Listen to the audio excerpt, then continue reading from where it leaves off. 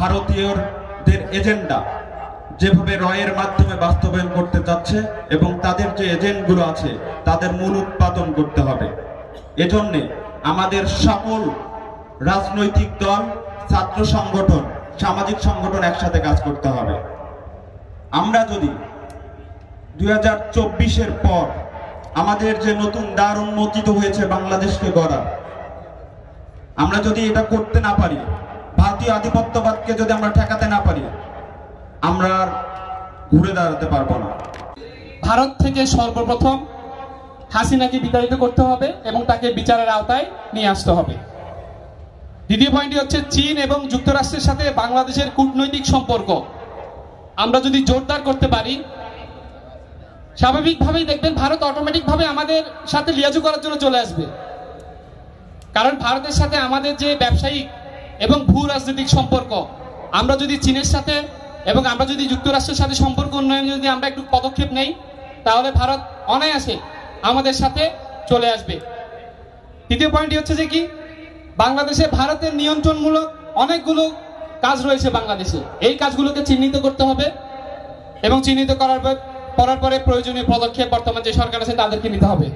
আমরা ভারতের রাজনৈতিক প্রেতাত্মাদেরকে বিতাড়িত করতে সক্ষম হয়েছে, কিন্তু তাদের যে সাংস্কৃতিক প্রেতাত্মা আছে তাদেরকেও যদি আমরা বিতাড়িত করতে চাই, তাদেরকেও যদি আমরা এই দেশ থেকে অপসারণ করতে চাই, তাহলে আমাদের সরকার থেকে শুরু করে আমাদের জনগণ, আমাদের প্রত্যেকটা মহলকে কাঁধে হাত রেখে, কাঁধে কাঁধ রেখে আমাদেরকে ভারতীয় সাংস্কৃতিক আধিপত্য এই দেশ থেকে বিতাড়িত করতে হবে।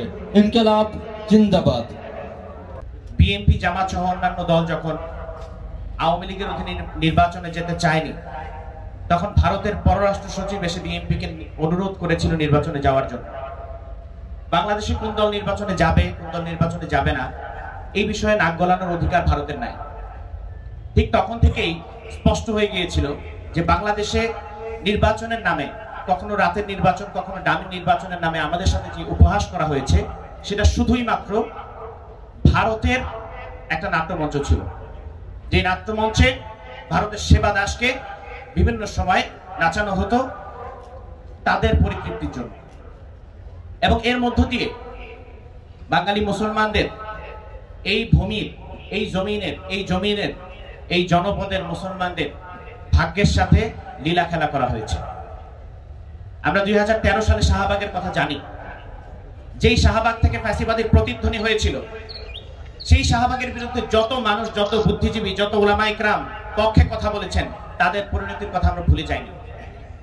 আমরা আজকে সংস্কারের কথা এই জন্য বলছি, যদি পিসফুল পাওয়ার ট্রানজিশনের কোনো স্পষ্ট প্রস্তাবনা এখন পর্যন্ত না আসে, তাহলে আবারও যখন কোনো সরকার ক্ষমতায় আসবে, সেটা যেই সরকারই আসুক, আমরা আবারও একটি 24 দেখতে পাবো। কিন্তু আমরা চাই না হাজারো রক্তের উপর দাঁড়িয়ে যে দায়িত্ব সরকার নিয়েছে, আবারও এমন কোন দলের কাছে ক্ষমতা যাক যেই দলের তার তৃণমূলের নেতৃবৃন্দ এবং কর্মীদের নিয়ন্ত্রণের ক্ষমতা নেই।